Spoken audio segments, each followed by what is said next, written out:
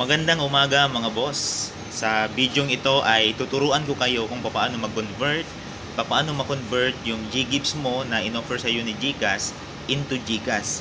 So posible ba na ang GGives ay maging cash? Posible po yan kung iti-trade po natin. Pero kung sa ating sariling pamamaraan ay hindi po ito ma-i-encash. So ngayon, ang GGives po pala ay ino-offer po yan loan galing kay GCash na meron pong 5.49% interest kada buwan. So hindi po ito sinasabi na easy money lang po. Napakahirap po nitong kitain. Ngayon, marami nagsasabi sa atin na scammer dahil ganito ganyan, ganito ganyan. Hindi po ito scam. Totoo po ito at kami po ay legit. Dito marami po tayong mga ipapakita na resibo pagkatapos ng video na to. So ako nga pala si Boy Angas. Ako po ay reseller po ni Ma'am Jen Rose Nable at siya po yung ating trader.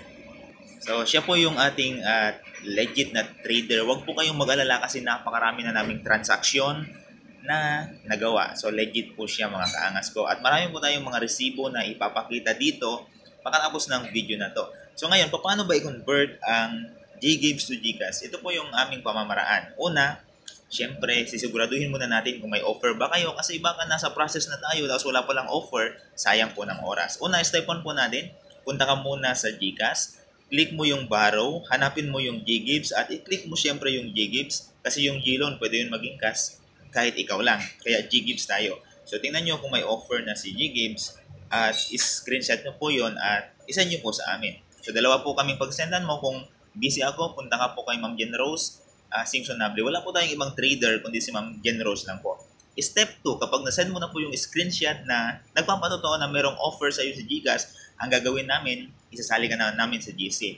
So step 3, syempre, halimbawa, meron kang offer na 5,000. Step 3, maghahanap ng bill si trader na kasing halaga ng offer sa iyo. So hindi po ito instant. So medyo may delays po na mangyayari dito. Halimbawa, mga 10 minutes na delays. So, hindi po ito instant. So, maghahanap si Ma'am Jen ng bill. Pero huwag kayong maglala, napakadali lang maghanap ng bill. Lalo na kung ito ay suitable sa inyong ano. So, ngayon, sa paghahanap pa lang ng bill, marami nang umaalis. Kasi nagmamadali lang daw sila. Kung kayo po ay nagmamadali, huwag na po kayong magpa-trade sa amin. Alam nyo, karamihan po sa nagmamadali ay nai-scam. Yung iba naman, namamahalan sa bigay namin, 17%, pero pumupunta sila doon sa 5% lang. So, anong nangyari? Nai-scam din sila. Mayroong isang nag-comment sa atin sa ating post. So, nakasali na sana siya sa GC namin, kaso hindi po siya nakapaghintay. Ang ginawa niya, nagpa-trade siya sa iba kasi mayroon daw nag-PM sa kanya. Basta mayroong nag-PM sa inyo na hindi po si Ma'am Jen Rose o hindi ako, labas na po kami dyan. Wala po kaming pananagutan dyan. Kasi dito sa amin talagang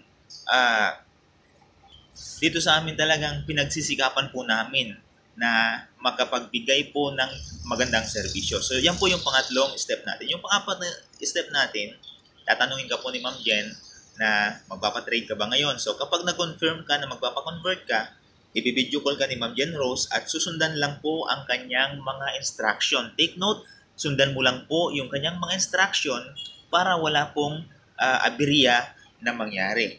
And step 5, siyempre, i-check po yung resibo.